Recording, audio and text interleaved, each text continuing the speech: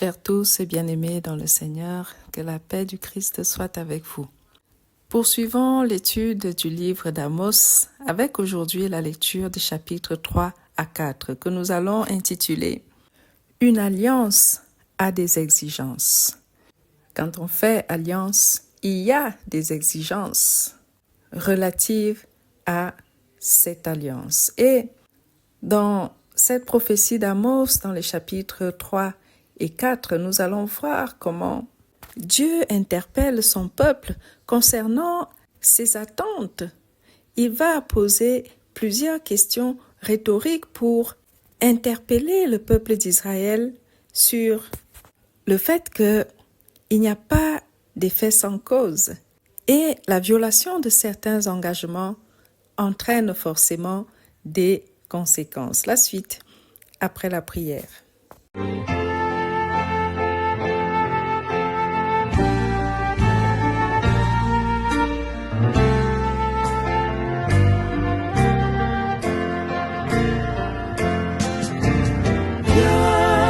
Esprit de Dieu vivant, sois le maître en moi. Viens, Esprit de Dieu vivant, sois le maître en moi. Sonde-moi.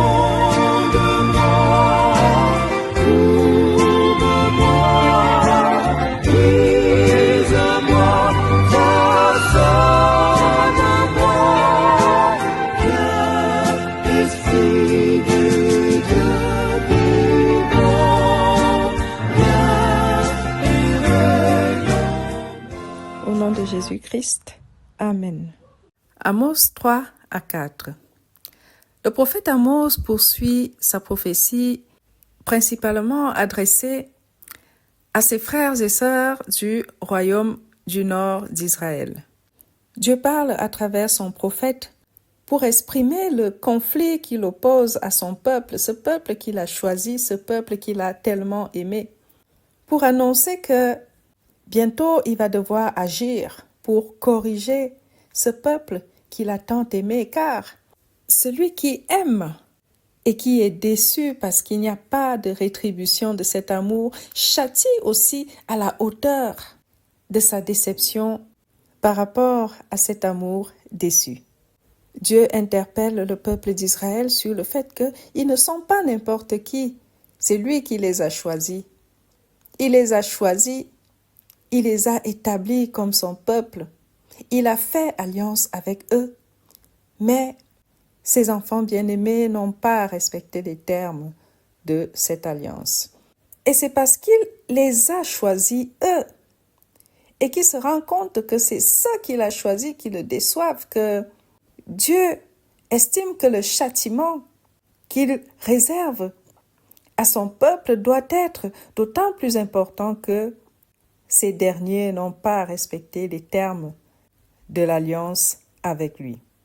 Si nous lisons au chapitre 3 des versets 2 à 3, il est écrit « Je vous ai choisi, et vous seuls, de toutes les familles de la terre.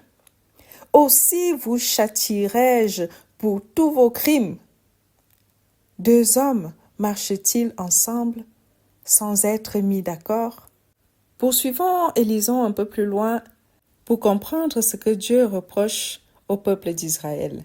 Si nous lisons des versets 14 à 15 de ce même chapitre 3, il est écrit « Car le jour où j'interviendrai pour punir Israël de ses nombreux péchés, j'interviendrai contre les autels de Béthel, leurs cornes seront abattues et elles tomberont à terre. Je ferai s'écrouler ces maisons pour l'hiver, ces maisons pour l'été, et ces maisons ornées d'ivoire seront anéanties. Ces maisons imposantes disparaîtront, l'Éternel le déclare.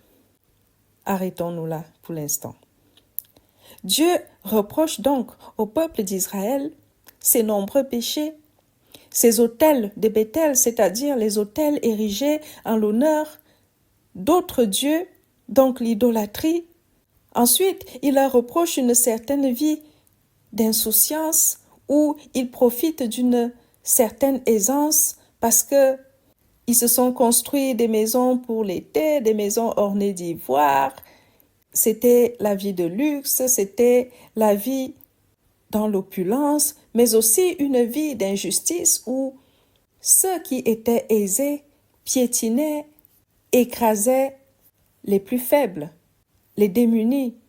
Et plus loin, au chapitre 4, Dieu reproche aux dames de Samarie, ces dames aisées qui vivaient dans la capitale du royaume du nord d'Israël, qu'on appelait la Samarie, et qui vivaient dans l'oubli des ordonnances de l'Éternel, qui opprimaient les misérables, écrasaient les indigents, méprisaient même leurs époux, sacrifiaient aux idoles.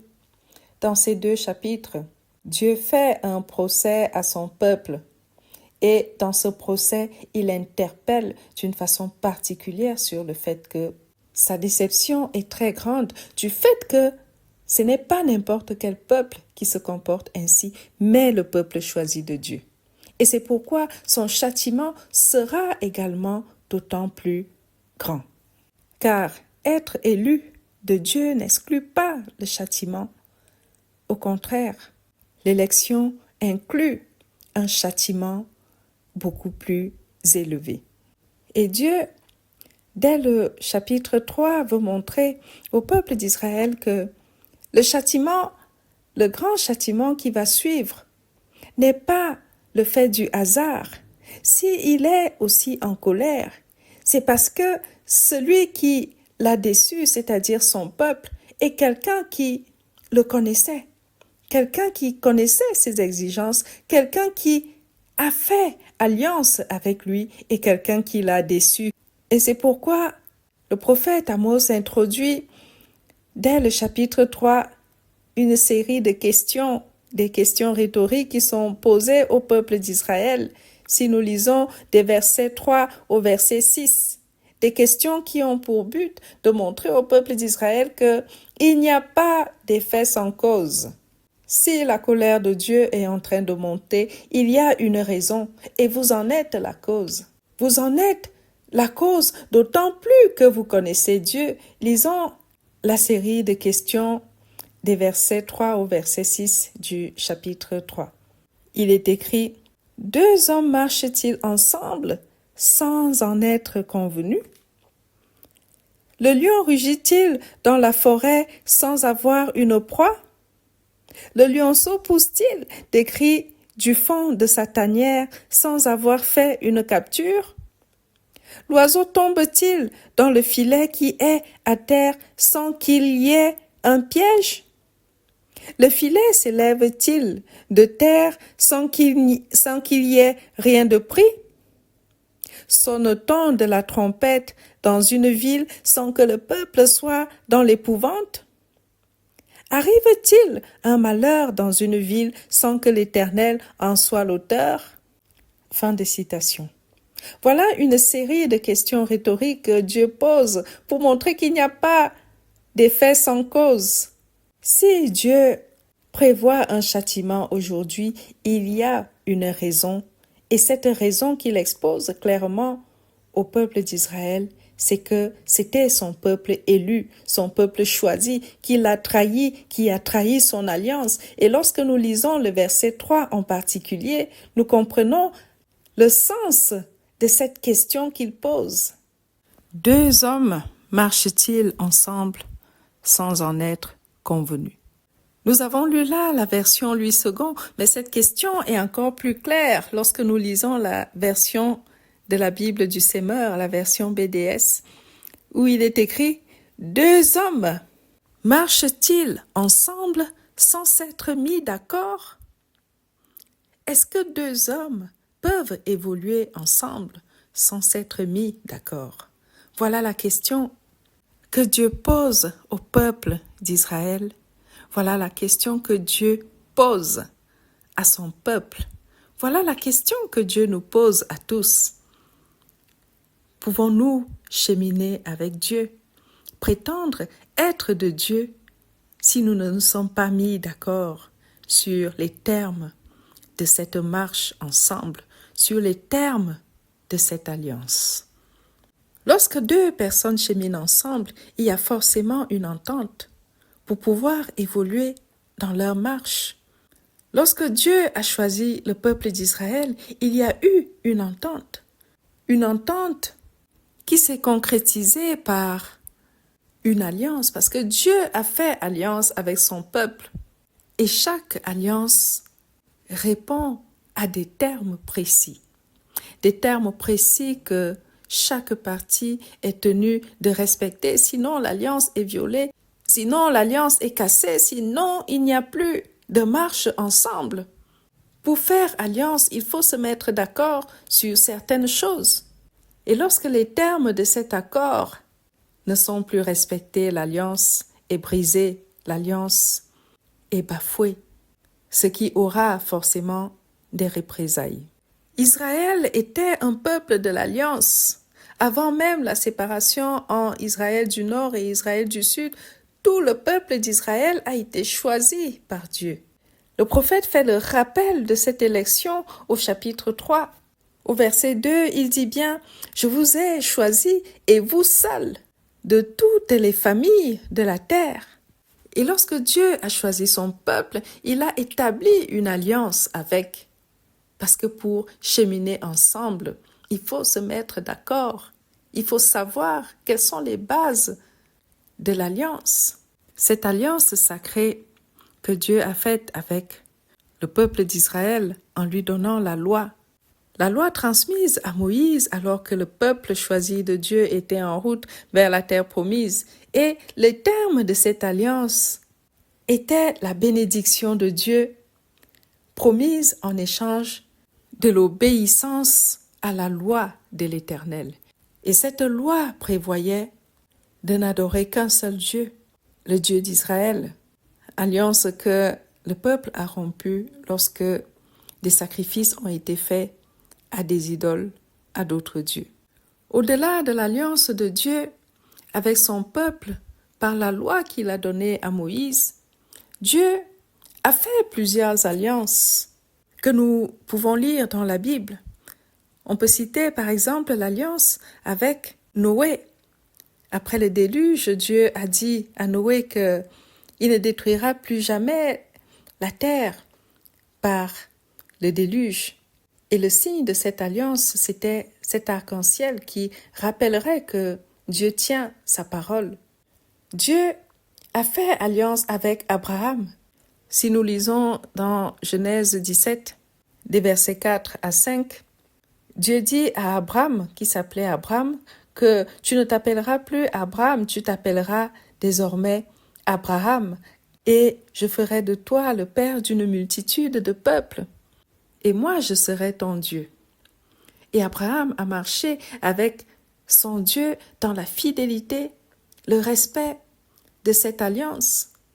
Il a cru au terme de cette alliance, même ce jour, ce fameux jour où Dieu est allé jusqu'à lui demander de sacrifier son fils. Abraham, malgré ses craintes, a eu confiance en Dieu et s'est plié à sa volonté malgré l'épreuve difficile de cette demande. Si vous lisez Genèse 22, vous verrez comment Abraham a montré le respect de son alliance et son obéissance à l'Éternel jusqu'au moment où il a compris que Dieu le mettait simplement à l'épreuve et qu'il n'avait pas l'intention de lui prendre son fils. Et la Bible nous relate qu'Abraham a marché dans la fidélité avec Dieu, respectant les termes de l'alliance conclue avec lui. Car deux hommes ne cheminent pas ensemble sans s'être mis d'accord. Et Dieu a établi une alliance sous Moïse avec le peuple d'Israël qui devait respecter la loi qu'il lui a donnée. Mais cette loi a été bafouée. Le peuple n'a pas respecté les termes de son accord avec Dieu. Alors, lorsque Dieu s'apprête à les châtier, il leur rappelle qu'ils sont un peuple choisi, ils ne sont pas n'importe qui. et que le châtiment sera à la hauteur de la déception, parce qu'il vaut mieux encore ne pas être en accord avec quelqu'un, ne pas faire alliance avec quelqu'un, ne pas connaître quelqu'un, ne pas être proche de quelqu'un. La faute commise à l'endroit de cette personne sera plus facile à pardonner. Celui qui offense sans faire exprès, sans connaître, n'est pas aussi condamnable que celui qui offense, connaissant les termes, connaissant la situation et étant conscient que l'acte posé va causer du tort à l'autre et va briser l'accord passé avec l'autre. Et c'est pourquoi le Seigneur Jésus nous dit dans l'Évangile selon Saint Luc, si nous lisons au chapitre 12 des versets 47 à 48, il est écrit « Le serviteur qui, ayant connu la volonté de son maître, n'a rien préparé et n'a pas agi selon sa volonté, sera battu d'un grand nombre de coups. Mais celui qui, ne l'ayant pas connu, a fait des choses dignes de châtiment, sera battu de peu de coups. On demandera beaucoup à qui l'on a beaucoup donné, et on exigera davantage de celui à qui l'on a beaucoup confié. » Fin de citation. On exigera beaucoup de celui à qui on a beaucoup donné. Le chrétien est dans l'alliance, cette nouvelle alliance du salut en Jésus-Christ. Et Jésus nous dit que celui qui l'aime, c'est celui qui garde ses commandements. Dans Jean 14 au verset 15, il dit « Si vous m'aimez, gardez mes commandements ». Il dit également dans Matthieu 7 au verset 21 que c'est pas celui qui dit « Seigneur, Seigneur » qui entrera dans le royaume des cieux, mais celui qui fait la volonté de Dieu, de son Père. Voilà les termes de l'alliance en Jésus-Christ. Et nous avons lu que celui à qui on a beaucoup donné, on exigera beaucoup de lui et il recevra beaucoup de coups. Et c'est ce que l'Éternel, à travers son prophète Amos, expliquait, essayait de faire comprendre à son peuple que parce que vous avez violé l'alliance, le châtiment sera également très grand. Et ce principe s'applique à nous tous, bien-aimés. On exigera beaucoup de ceux qui ont beaucoup reçu. On exigera beaucoup de ceux qui ont été élus.